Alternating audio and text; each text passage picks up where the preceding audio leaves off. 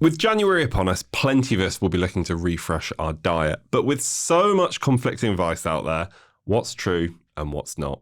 Welcome to this podcast from Which. Hello, it's Rob Lilly-Jones here with yet another brand new episode of our Healthy Living podcast, bringing you expert advice and recommendations to help you live your best life every day. And as always, our top team are here in the studio.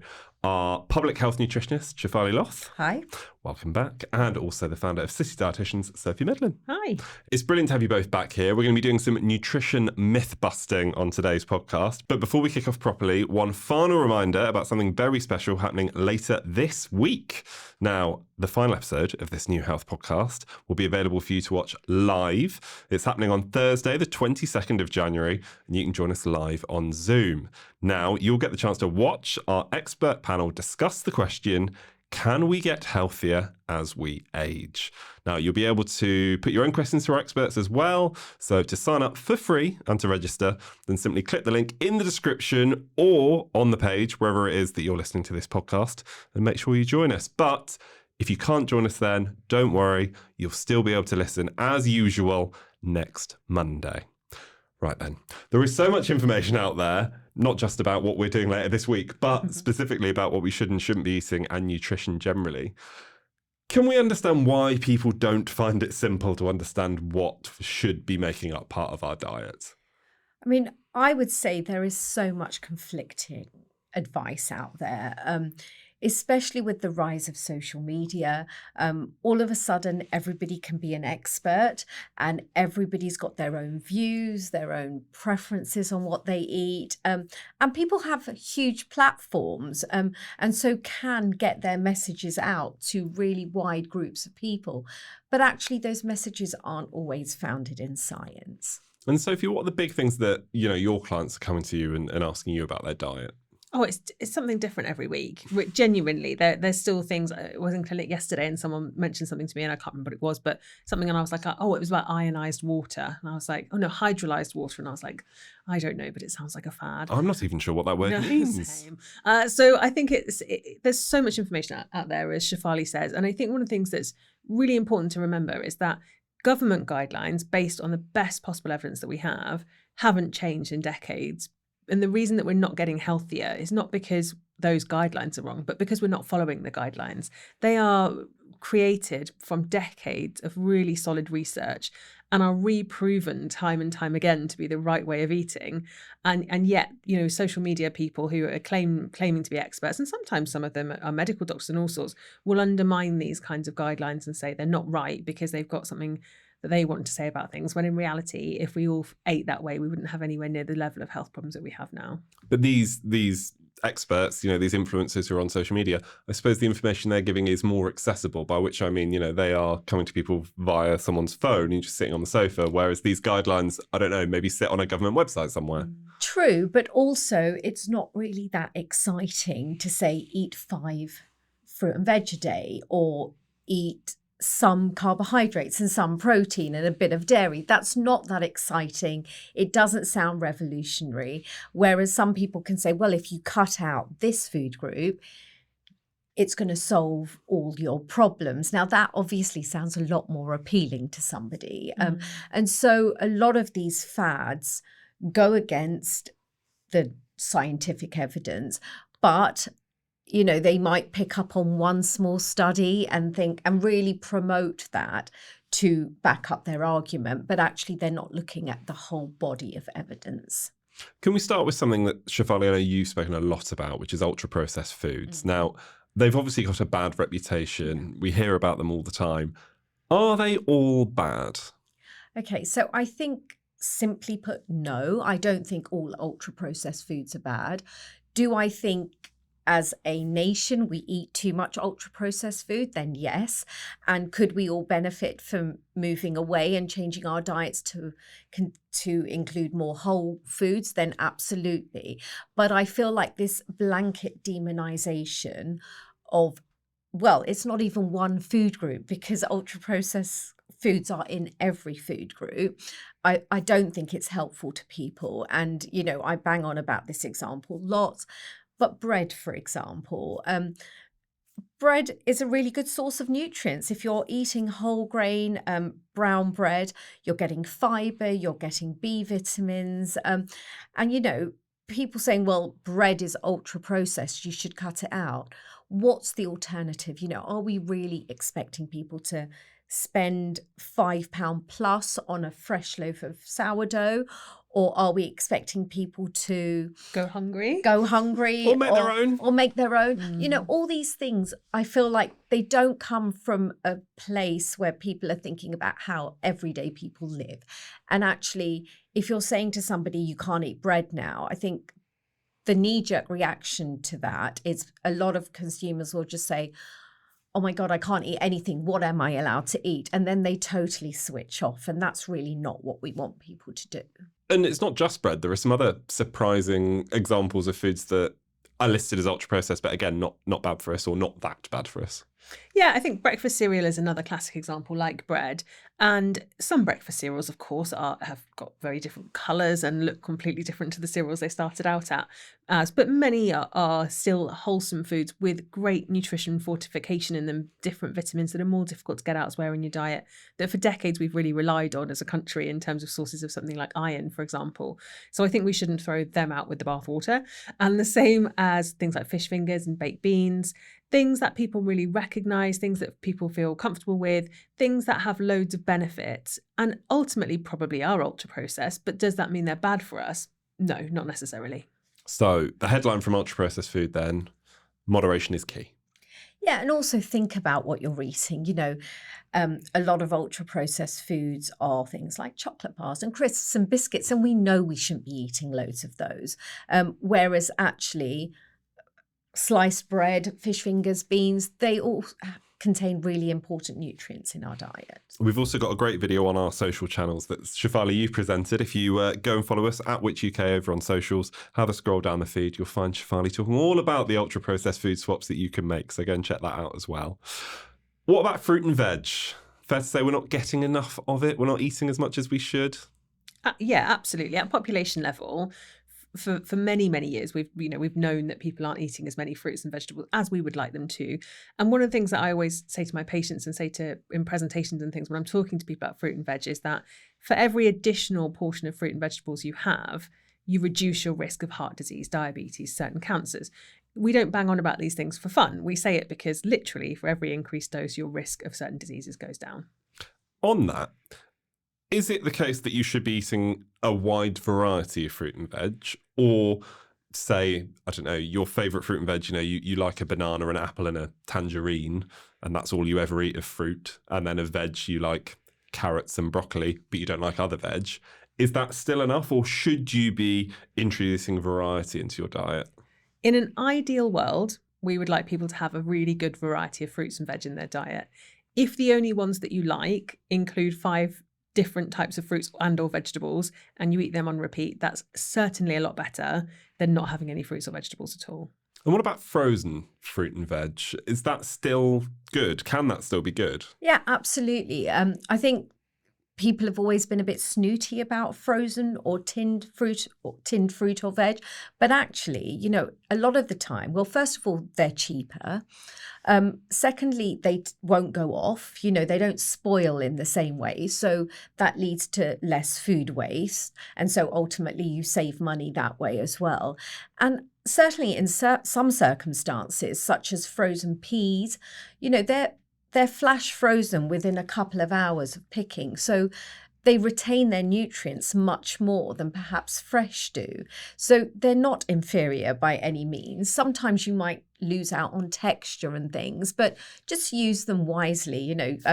You probably don't want to use frozen broccoli in a salad, for example, but in a stew, it's not, or a soup, it's not going to make any difference to you. And as you said there, it can just be more convenient, can't it? I mean, I know me and my wife, we've gone away from buying sort of big heads of cauliflower because, we'd use some of it and then some of it would go off, and we buy a bag of frozen cauliflower. And then, like you said, you can put that into curries, for example, and it's actually really, really good. And the taste is actually still there, but also you're not wasting as much. No, and the nutrients are still there, more importantly.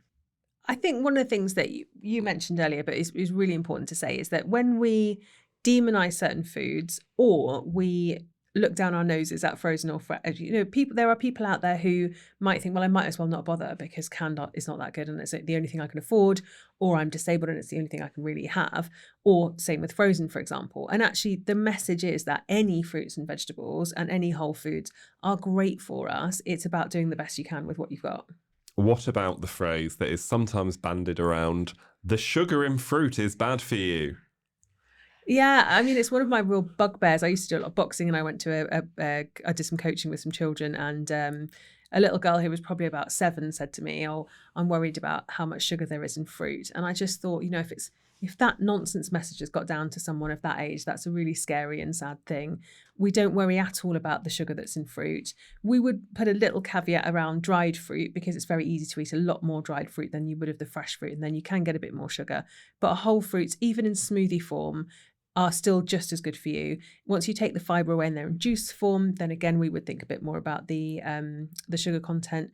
But ultimately, smoothies and fresh fruit, we don't need to worry at all about the sugar content. And Shefalee, what about fruit juice?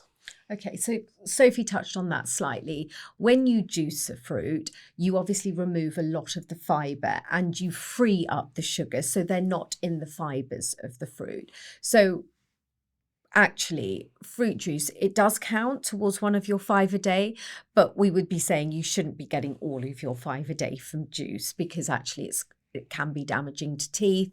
And also, if you just think about it logically, if you eat an orange, you'll get the sugar that's in one orange and it will fill you up. Whereas if you drink a glass of juice, that's probably got 3 or 4 oranges juiced into it. So you've got sugar from 3 or 4 oranges in that. So carbs. Can we do carbs? we can do carbs. We love carbs. I mean, that's basically my question. Can we do carbs? If we move on to carbohydrates, it has almost become a bit of a dirty word, hasn't it? People are saying, we should cut carbs out completely if we want to lose weight, if that's something we want to do. Do we have to cut carbs out completely? Is that something we should do? I'm assuming no. No, you shouldn't. And there's been a huge trend for quite a number of years now about people thinking bread is really bad for them and they're avoiding gluten. And obviously, if you're celiac, then of course you should remove gluten from your diet. But actually, for most of us who aren't, then it's perfectly healthy and perfectly safe to be consuming. I think carbs have a bit of a bad rap because obviously protein is like the thing that's put on the pedestal, whereas carbs are delicious. If you think you've got your pasta, your potatoes, rice, that's what brings the joy that's what brings the joy to my food anyway. I'm going to do a quick quiz with you, which is what I do among my friends. This is how we, hang out at the weekend. Top 5 carbs, if you were to list them. So we've got potatoes, rice, noodles, bread and pasta. Oh, it's tough. It's tough. My husband makes the most amazing saffron rice, and that's probably one of my favourites now, having not eaten a lot of rice growing up. So I think rice is up there for me. And then potatoes, obviously, are so good when they're done well. I particularly love fries. I know it's bad, but I really love them.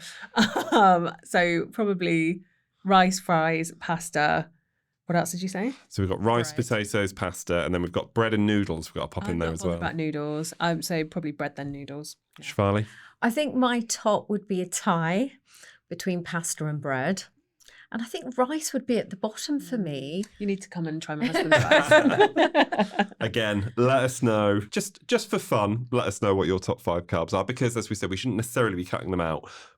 And that is what I'm coming on to next, which is we shouldn't cut them out completely. It's dangerous, would it be, to cut carbs out completely? I mean, it's not necessarily dangerous. I think it can certainly lead to restrictive eating in a way that is disordered, I would consider. But really importantly, it can massively negatively impact your microbiome. So gut bacteria really need whole grain carbohydrates to thrive. Certain species of them need them. And remember lockdown where everyone was doing, and I say everyone, flippantly, but everyone was doing keto diets and CrossFit. My friend was running like a CrossFit rehab from everyone dislocating their shoulders. And I was running a keto rehab from all the people who'd cut out carbs and had terrible IBS because they starved their gut bacteria for X amount of time. And that's where people can run into real problems. And the low carb community are are loud and they are outspoken on social media, and it all can sound very, very convincing. But there is absolutely no need, when we look at studies of people who are put in labs and fed the same amount of calories from different food sources, there is no superiority to low carbohydrate diets in comparison to other calorie controlled diets in terms of weight loss impact. And you mentioned whole grain there as well. Whole grain is really important here, isn't it? Yeah, we love whole grains because they contain other nutrients, but also lots of fiber. So if you imagine if you eat a piece of white bread, it's the sugars from that are going to be released very quickly, and then you're going to be hungry again very quickly. Is one of the reasons why you know it's not to be avoided, but it's something to be considered. Whereas with brown bread, the carbohydrates, the sugars are released much more slowly. You get a lot more fiber. It's going to keep you fuller for longer and give you more nutrients than if you chose the more processed alternative. We've mentioned there, you know, why you probably shouldn't cut carbs out. Just overall, in terms of cutting out certain foods or cutting out food entirely, because I know there is obviously a big push from some parts of the dieting community around fasting. Where are we at with that? I know it's slightly different and we're talking about nutrition, but the fasting obviously does come into that as well. Is that something that you'd advise some people can do safely? I guess it depends what type of fasting we're talking about. So there is the intermittent fasting or the time restricted fasting where you'll only eat in a certain window in the day. So you might say, okay, well, I think time restricted fasting is you'll eat all your meals within an 8-hour window. So you might miss breakfast and then have lunch at 12 and then dinner before 8. And actually, if that works for your lifestyle, that's absolutely fine. The other type of fasting is things that are known or promoted as detox or cleansing diets. And those involve where you might just cut out all food for a certain amount of time or just have juices. And I would advise against those. Absolutely. And I see as well on social media that people are doing extended water fasts. So only having water for maybe even a week at a time. That's really dangerous. And really, you know, bringing food back into your diet can cause all kinds of dangerous electrolyte shifts. I think it's fairly obvious that you're going to really struggle to work or function as a normal person if you haven't had food for 3 days. So we need to be very careful with that. The only evidence-based sort of time-restricted eating trials are the 16-8 patterns where you fast for 16 hours and you eat in an 8-hour window. One of my big concerns about fasting and time-restricted eating is that I see people taking it to an extreme where they no longer eat dinner with their family and their kids. They are not, you know, their fasting regime means they can't go out for dinner with their friends and they can't do anything, and that, you know, their life is really restricted. That, again, as we talked about with the carbs, is going down that restricted eating, disordered eating type pattern. And so I think again, as Shefalee says, if missing breakfast is fine and you feel fine, no problem at all. But don't let it become so rigid that it affects your quality of life and your family life, and those things are important. We mentioned at the top, this is all, you know, so confusing only because there is so much out there and we're hearing so many different messages, especially from social media. Is there anything else that you want to give a mention to? Yeah, my biggest bugbear at the moment is the seed oils are evil. And there's a really vocal brigade on social media that tell you that seed oils are the cause of all evil. And actually, that is not what the evidence shows. You know, all of the evidence shows that actually seed oils are really healthy. If you replace saturated fats in your diet with seed oils, that's really good for your cholesterol health, your heart health. But that hasn't stopped people really jumping on this seed oils are terrible bandwagon. I don't know what some of the causes are. No, I think it's sort of trying to, like we talked about right at the beginning, find something to blame and then really go to town on that. And it's a difficult thing to unpick. There's even apps now that tell you what foods have got seed oils in them and what to avoid and all this kind of stuff. It's complicated and it's difficult in terms of psyche, but in terms of research, it's very obvious that seed oils aren't doing any harm at all and in fact are much more beneficial to us than some of the saturated fats out there that you might consume in place of seed oils. It's a messy space, and I think it just takes a couple of really vocal people who perhaps have, you know, a bit of a platform or a bit of credibility behind them to say these things, and before you know it, it spreads like wildfire. And actually, one of the arguments I've seen is, well, since our increase of seed oils, you know, since our dietary increase of seed oils has increased, actually the incidence of X, Y, and Z diseases has increased too. And actually what Sophie was saying is, it's not that our diets have changed massively. It's just that we're not following the diets that we're meant to follow. And that's the problem. It's not just the introduction of one of these seed oils that's caused all the problems. And what's so interesting to me is that there will be people listening to this or watching this who will think they're absolutely wrong about that and be really angry about what we're saying about these things. It could be on any of the topics we've talked about. People get so invested in their nutrition sort of identity, I suppose, and the things that they believe in. And in your community, the area of social media that you're following or you find on your algorithm. Yeah, and the same goes for vegan diets, people who are now carnivores. There's so many dietary tribes in nutrition that everything that you read perpetuates the things that you believe in. And, you know, that algorithm stuff is dangerous because you believe everything that you read. And unless you have a good broad understanding of the nutrition research base behind something like seed oils, which frankly I don't. I speak to some of my colleagues who have been researching seed oils and other fats for decades and say, what is this nonsense? And they say it's nonsense. And I say, okay, that's really helpful, thanks. And if you don't have access to that kind of advice, it can be so easy to get swept up in this stuff. I should say we have loads of great advice on which.co.uk, so make sure you do go over there and read that. Guys, it's been brilliant. Thank you so much. Really, really useful as ever, and we really appreciate it. So Sophie, Shefalee, thank you. Thank you so much.